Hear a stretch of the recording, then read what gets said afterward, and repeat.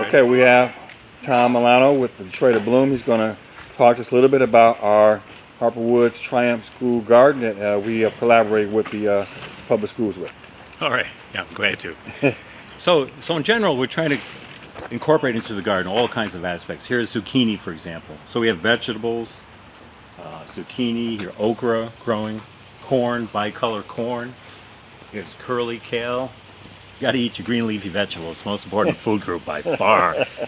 And then here we have tomatoes trained up on trellises. And then pole beans, going to get a couple of poles so you can see these climbing poles. And then here are different types of greens. We have collards, we have dahlias, beautiful dahlias, a type of plant that grows exponentially. You put in one tuber, you have a cluster of 10 or 15 tubers by the end of the season. Cherry tree, over here, beautiful cherry tree. We already tried some of them, nice hard cherries. It tastes pretty good. Yeah, so you got confirmation right here. And then, more dahlias that are still going to bloom in a couple weeks. And look at these zucchinis, how they really took off. Yeah. You see? So we already picked a few. And this is just the beginning, by the way. We're just getting a feeling for this garden. Next year it'll be planted all differently. We rotate crops. And then over here we have green leafy vegetables. Here's collards and kale, and more collards over there. We try to make things really artistic, the way the garden is balanced.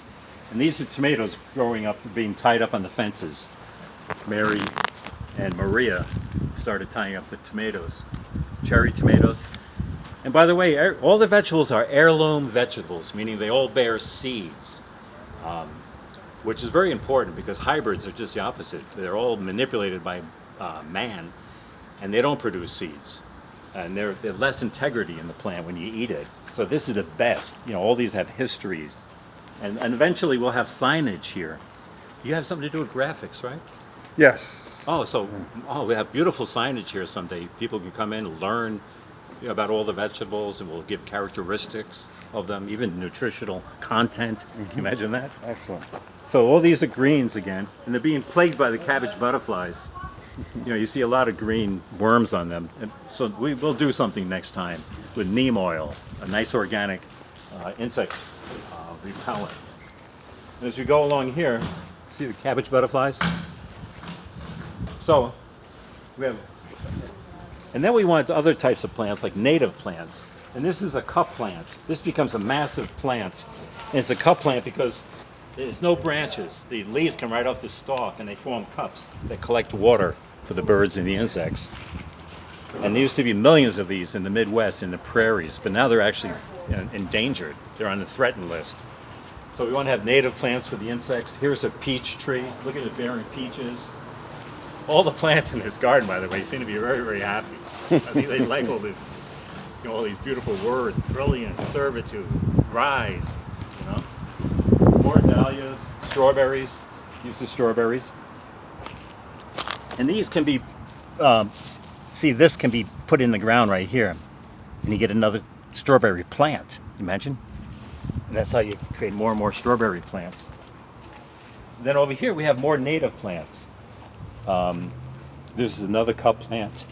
And then we have mint. When you say native, you mean native to Michigan? Yeah, native to Michigan, actually. Not native to Texas or Arizona, but native to our area.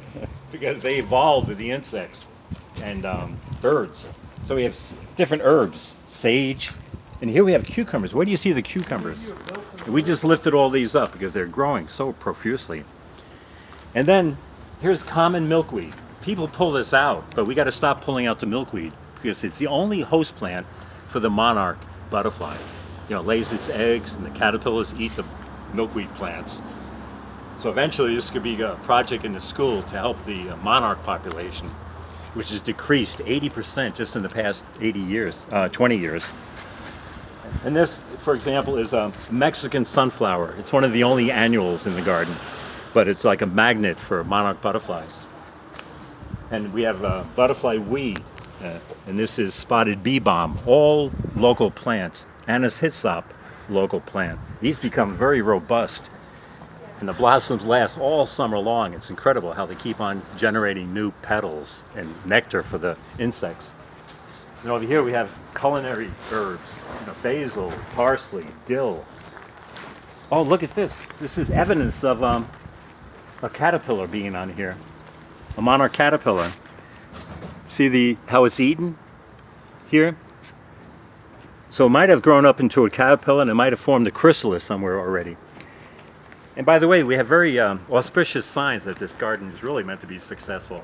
The peaches are growing, the cherries were growing. A week after we planted the cherry tree, you put a birdhouse that has resident sparrows in it already. It looks like the second generation already. And that's good news. Then along here, this is watermelon. Look how the watermelons become leafy. And we're going to pull these out and start having them trail across the mulch. And in a couple of weeks, you're going to start seeing watermelons forming. And some are forming already. So more common milkweed. Another cup plant. And then over here we started some new gardens. Over here we have green leafy vegetables, just small seedlings. And you call this a fall crop. And this crop is going to be more healthy than the original crop because the cabbage butterflies aren't around when they start maturing. And the weather gets cooler and the greens really thrive in cool evenings. And then here we have two little seedlings of showy milkweed. Look at Maria, what a beautiful. And she makes the best muffins. Oh my God, I had 3 today. So this is a type of milkweed called showy milkweed. And this becomes big like this. It becomes a perennial. And there's 14 types of milkweed in Michigan. And there's like a hierarchy of which ones the monarch butterflies like the most. This is like 3rd on the list. So they're just seedlings that we germinated, but they're going to become nice permanent or perennial plants. So this garden is all about bringing forth the Garden of Eden that's lodged in our consciousness. Each and every one of us is part of the Garden of Eden. When we know that, when we're consciously aware of our eternal relationship with our source and all life as a whole, that's the garden. So where you walk, so walks the Garden of Eden. So we're hoping a lot of people are going to embrace this type of consciousness, and before you know it, we're going to change this planet. We're going to bring about a whole different way of life based on unity and love rather than separation and fear. God bless. Amen.